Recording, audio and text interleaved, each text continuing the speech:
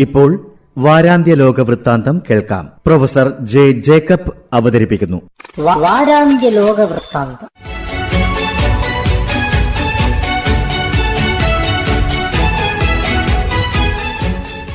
എല്ലാ മാന്യ ശ്രോതാക്കൾക്കും ലോകവൃത്താന്തത്തിലേക്ക് സ്വാഗതം.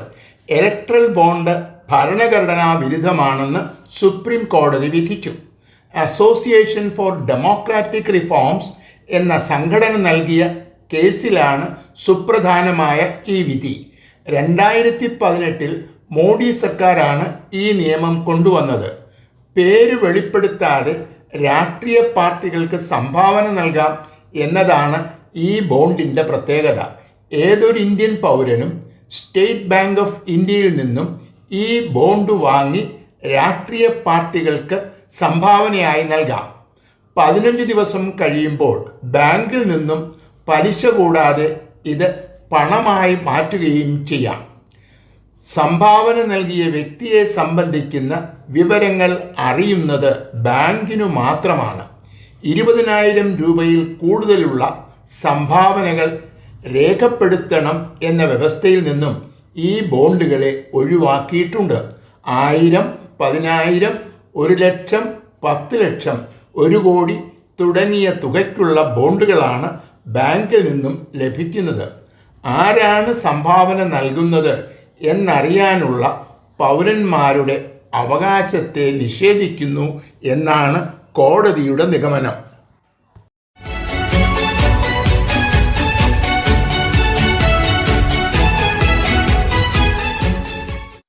പാകിസ്ഥാനിലെ പൊതു തിരഞ്ഞെടുപ്പിൽ ഒരു കക്ഷിക്കും ഗവൺമെൻറ് രൂപീകരിക്കാനുള്ള ഭൂരിപക്ഷം ലഭിച്ചില്ല. ഏറ്റവും കൂടുതൽ സീറ്റുകൾ ലഭിച്ചത് സ്വതന്ത്രന്മാർക്കാണ്. ഇതിൽ ഭൂരിപക്ഷവും ഇപ്പോൾ ജയിലിൽ കഴിയുന്ന മുൻ പ്രധാനമന്ത്രി ഇമ്രാൻഖാൻ്റെ അനുയായികളാണ്. കക്ഷി നിലയിൽ 2ാം സ്ഥാനം മുൻ പ്രധാനമന്ത്രി നവാസ് ഷെരീഫിൻ്റെ മുസ്ലിം ലീഗിനാണ്. 3ാം സ്ഥാനം ബിലാവൽ ഭൂട്ടോ നയിക്കുന്ന പാകിസ്ഥാൻ പീപ്പിൾസ് പാർട്ടി നേടി. മുസ്ലിം ലീഗും പീപ്പിൾസ് പാർട്ടിയും ഒറ്റയ്ക്കാണ് തിരഞ്ഞെടുപ്പിനെ നേരിട്ടത്. ഇമ്രാൻഖാൻ്റെ പാർട്ടിയുടെ പിന്തുണയോടെ ബിലാവൽ ഭൂട്ടോയെ പ്രധാനമന്ത്രിയാക്കാനുള്ള നീക്കം വിജയിച്ചില്ല. അതുകൊണ്ടാണ് ഇവർ മുസ്ലിം ലീഗിന് പിന്തുണ നൽകാൻ തീരുമാനിച്ചത്. സ്ഥാനമൊഴിയുന്ന പ്രധാനമന്ത്രിയും നവാസ് ഷെരീഫിൻ്റെ സഹോദരനുമായ ഷഹബാസ് ഷെരീഫിനെ പ്രധാനമന്ത്രിയാക്കാനാണ് ഇപ്പോഴത്തെ തീരുമാനം. പരസ്പരം മത്സരിച്ചവർ തിരഞ്ഞെടുപ്പിനു ശേഷം സഖ്യമുണ്ടാക്കി ഭരണത്തിലേറുന്നത് ഒരു നല്ല കീഴ്വഴക്കം ആണെന്ന് തോന്നുന്നില്ല.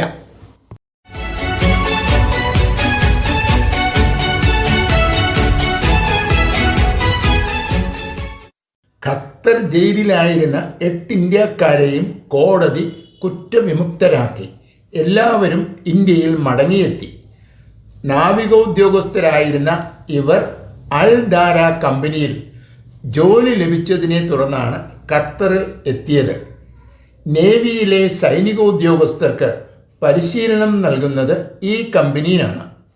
ഇറ്റലിയിൽ നിന്നും ഖത്തർ വാങ്ങിയ ഒരു മുങ്ങിക്കപ്പലിൻ്റെ സാങ്കേതിക വിദ്യ ഈ ഉദ്യോഗസ്ഥന്മാർ ഇസ്രായേലിന് ചോർത്തിക്കൊടുത്തു എന്നാരോപിച്ച് ഖത്തർ പോലീസ് ഇവരെ കസ്റ്റഡിയിലെടുത്തത് ഒക്ടോബർ മാസത്തിലാണ്. ആ നാട്ടിലെ നിയമമനുസരിച്ച് വധശിക്ഷ നൽകാനായിരുന്നു കോടതിയുടെ ആദ്യത്തെ ഉത്തരവ്. വിധി വന്നയുടൻ ഇന്ത്യ ഇടപെടുകയും ഇതേ തുടർന്ന് വധശിക്ഷ ജീവപര്യന്തമാക്കി കോടതി ഇളവ് ചെയ്തു. പ്രധാനമന്ത്രി തലത്തിൽ നടന്ന ചർച്ചയെ തുടർന്നാണ് ശിക്ഷ പൂർണ്ണമായും ഇളവ് ചെയ്യാൻ ഖത്തർ തയ്യാറായത്. നയതന്ത്ര തലത്തിൽ ഇന്ത്യ നേടിയ വലിയ ഒരു വിജയമായിട്ടാണ് ഇതിനെ എല്ലാവരും കാണുന്നത്.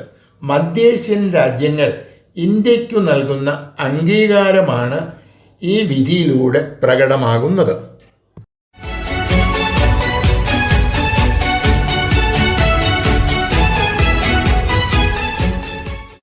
റാഫ തെക്ക് പടിഞ്ഞാറൻ ഗാസയിലെ ഒരു നഗരമാണ്. ഈജിപ്തുമായി അതിർത്തി പങ്കിടുന്ന ഈ നഗരത്തിലൂടെയാണ് പാലസ്തീൻകാർ ഈജിപ്തിൽ പ്രവേശിക്കുന്നത്. യുദ്ധത്തിൻ്റെ പശ്ചാത്തലത്തിൽ ഈജിപ്റ്റ് കമ്പിവേലി കെട്ടി അതിർത്തി അടച്ചിരിക്കുകയാണ്. തന്നെയുമല്ല, അഭയാർത്ഥി പ്രവാഹം തടയാനായി സൈനികരെയും വിന്യസിച്ചിട്ടുണ്ട്. ഗാസ ഒഴിഞ്ഞു പോകണം എന്നാണ് ബെഞ്ചമിൻ നെതന്യാഹുവിൻ്റെ കൽപ്പന. ഈജിപ്തിലേക്ക് പോകാനോ ഗാസയിൽ തങ്ങാനോ കഴിയാത്ത അവസ്ഥയിലാണ് പാവം പാലസ്തീൻകാർ. റാഫായിൽ ആക്രമണം തുടർന്നാൽ ഗുരുതരമായ പ്രത്യാഘാതങ്ങൾ ഉണ്ടാകുമെന്ന് സൗദി മുന്നറിയിപ്പ് നൽകിയിട്ടുണ്ട്. പൗരന്മാർ ഒഴിഞ്ഞു പോകുന്നത് പൂർണ്ണമാകാതെ ആക്രമണം തുടങ്ങരുത് എന്ന് ഇസ്രായേലിനോട് അമേരിക്കയും ആവശ്യപ്പെട്ടിട്ടുണ്ട്. ഈ സാഹചര്യത്തിലാണ് വെടിനിർത്തൽ നിർദ്ദേശങ്ങളോടുള്ള ഹമാസിൻ്റെ പ്രതികരണങ്ങൾ വരുന്നത്. ഘട്ടം ഘട്ടമായി എല്ലാ തടവുകാരെയും ഇസ്രായേൽ മോചിപ്പിക്കണം എന്നും അതിനനുസരണമായി തങ്ങളുടെ പക്കലുള്ള ബന്ദികളെയും മോചിപ്പിക്കാം എന്നുമാണ് ഹമാസിൻ്റെ നിർദ്ദേശം. എന്നാൽ വെടി നിർത്താനല്ല, യുദ്ധം തുടരാനാണ് ഇസ്രായേലിൻ്റെ തീരുമാനം.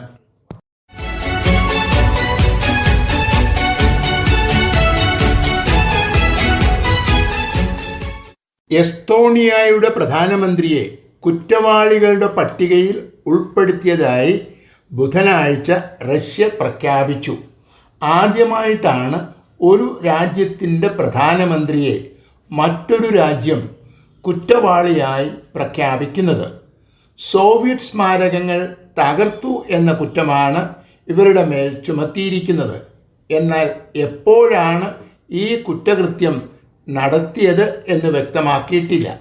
സോവിയറ്റ് കാലഘട്ടത്തെ അനുസ്മരിപ്പിക്കുന്ന എല്ലാ സ്മാരകങ്ങളും തങ്ങളുടെ രാജ്യത്തു നിന്നും നീക്കം ചെയ്യുമെന്ന് നേരത്തെ തന്നെ പ്രധാനമന്ത്രി വ്യക്തമാക്കിയിരുന്നതാണ്.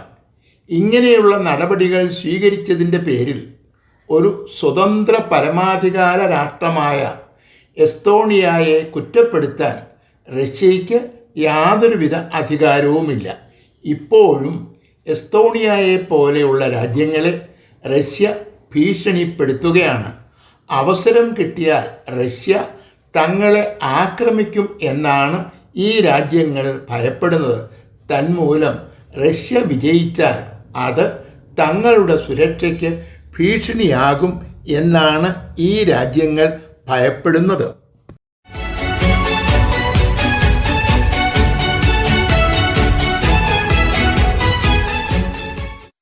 അമേരിക്കയും സഖ്യകക്ഷികളും നൽകുന്ന പിന്തുണയാണ് റഷ്യക്കെതിരെ പോരാടാൻ ഉക്രൈനിന് കരുത്തു പകരുന്നത്.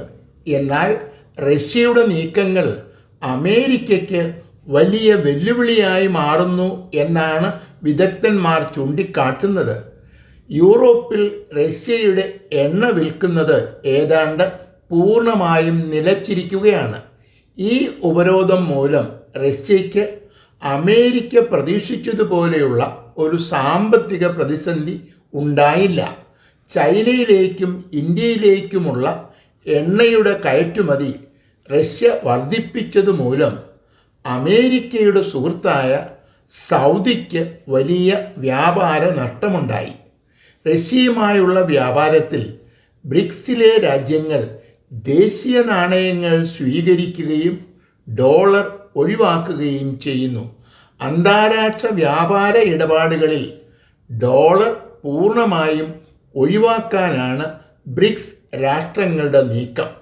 പുടിനെ അനുകൂലിച്ചും നാറ്റോയെ തള്ളിയുമാണ് മുൻ പ്രസിഡന്റ് ഡൊണാൾഡ് ട്രംപ് തൻ്റെ തിരഞ്ഞെടുപ്പ് യോഗങ്ങളിൽ പ്രസംഗിക്കുന്നത്.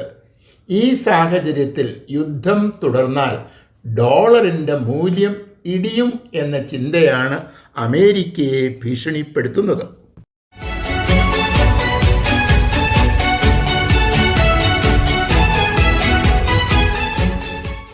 റഷ്യയോട് അനുഭാവം പുലർത്തുന്ന ആളായിട്ടാണ് അമേരിക്കയുടെ മുൻ പ്രസിഡന്റ് ഡൊണാൾഡ് ട്രംപിനെ പലരും വിശേഷിപ്പിക്കുന്നത്.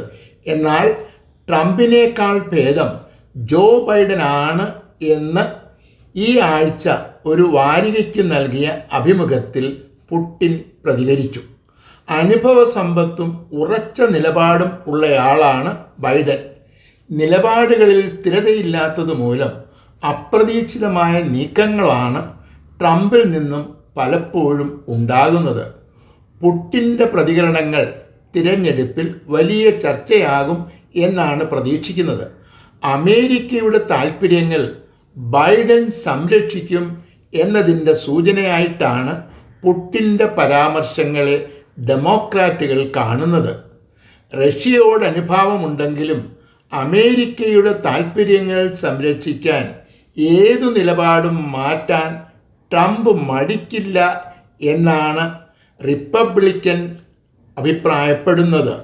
എന്നാൽ അമേരിക്കയിലെ ജനങ്ങൾ തിരഞ്ഞെടുക്കുന്ന പ്രസിഡന്റുമായി സഹകരിച്ചു പ്രവർത്തിക്കും എന്നു പറഞ്ഞുകൊണ്ടാണ് പുടിൻ തൻ്റെ അഭിമുഖം അവസാനിപ്പിച്ചത്.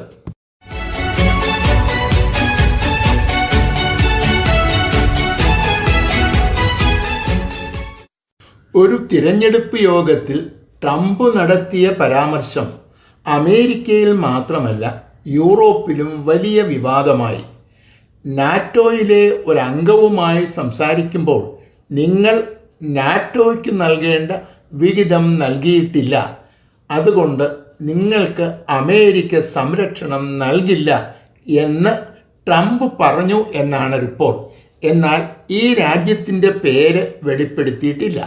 ഇതോടൊപ്പം നിങ്ങളെ ആക്രമിക്കാൻ പുടിനെ പ്രോത്സാഹിപ്പിക്കും എന്നുകൂടി പറഞ്ഞതായിട്ടും റിപ്പോർട്ടുണ്ട്. അപകടകരമായ ഒരു പ്രസ്താവന എന്നാണ് ബൈഡൻ പ്രതികരിച്ചത്.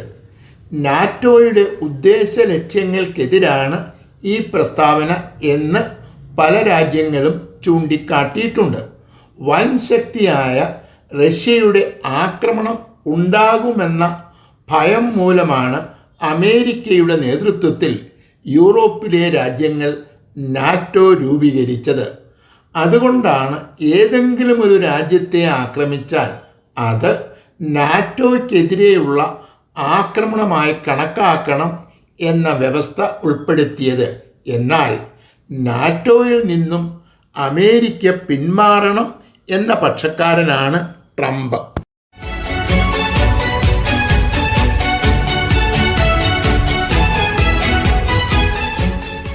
ഇംഗ്ലണ്ടിൻ്റെ പാത പിന്തുടർന്ന് ഇറ്റലിയും അഭയാർത്ഥികളെ നാടുകടത്താനുള്ള നടപടികൾ പൂർത്തിയാക്കി.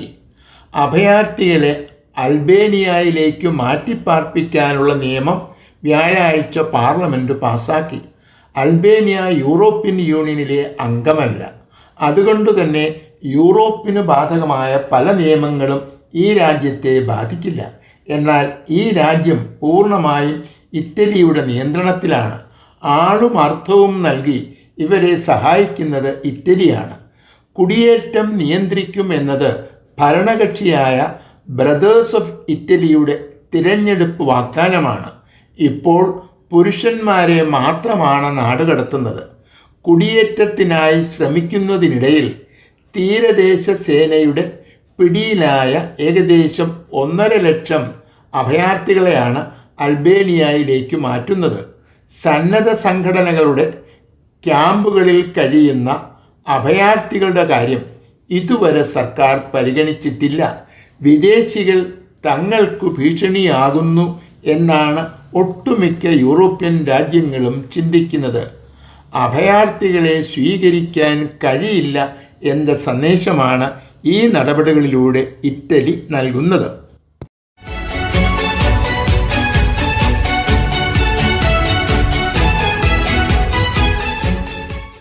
അമേരിക്കയും റഷ്യയും പുതിയ ഒരു വിവാദത്തിൽ അകപ്പെട്ടിരിക്കുകയാണ്.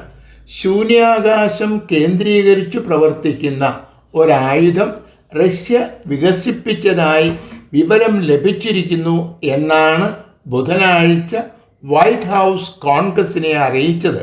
ഇതേ വിവരം യൂറോപ്പിലെ സഖ്യകക്ഷികൾക്കും അമേരിക്ക നൽകിയിട്ടുണ്ട്. ശൂന്യാകാശത്തുള്ള അമേരിക്കയുടെ മുഴുവൻ ഉപഗ്രഹങ്ങളെയും തകർക്കാൻ ഈ ആയുധത്തിന് കഴിയുമെന്നാണ് വിശദീകരണം. ഇതുവഴി തങ്ങളുടെ ആശയവിനിമയ ശൃംഖല പൂർണ്ണമായി തകരും എന്ന ഭയവും വൈറ്റ് ഹൗസ് പങ്കുവയ്ക്കുന്നു. ഇതിനെ പ്രതിരോധിക്കാനുള്ള ഒരു സാങ്കേതിക വിദ്യയും ഇപ്പോൾ അമേരിക്കയുടെ പക്കലില്ല എന്നും ചൂണ്ടിക്കാട്ടിയിട്ടുണ്ട്. മലീമസമായ ഭാവനാ സൃഷ്ടി എന്നാണ് റഷ്യയുടെ ഉപവിദേശകാര്യമന്ത്രി ഈ ആരോപണത്തെ വിശേഷിപ്പിച്ചത്. റഷ്യയുടെ ഭീഷണി ഗുരുതരമാണ് എന്ന് സ്ഥാപിക്കാനും ഉക്രൈനിന് സാമ്പത്തിക സഹായം നൽകുന്നതിനോടുള്ള കോൺഗ്രസിൻ്റെയും ചില യൂറോപ്യൻ രാജ്യങ്ങളുടെയും എതിർപ്പ് ഒഴിവാക്കാനുള്ള ഒരു കെട്ടുകഥയാണ് അമേരിക്ക പ്രചരിപ്പിക്കുന്നത് എന്നാണ് റഷ്യയുടെ വിലയിരുത്തൽ. വാരാന്ത്യ ലോക വൃത്താന്തം.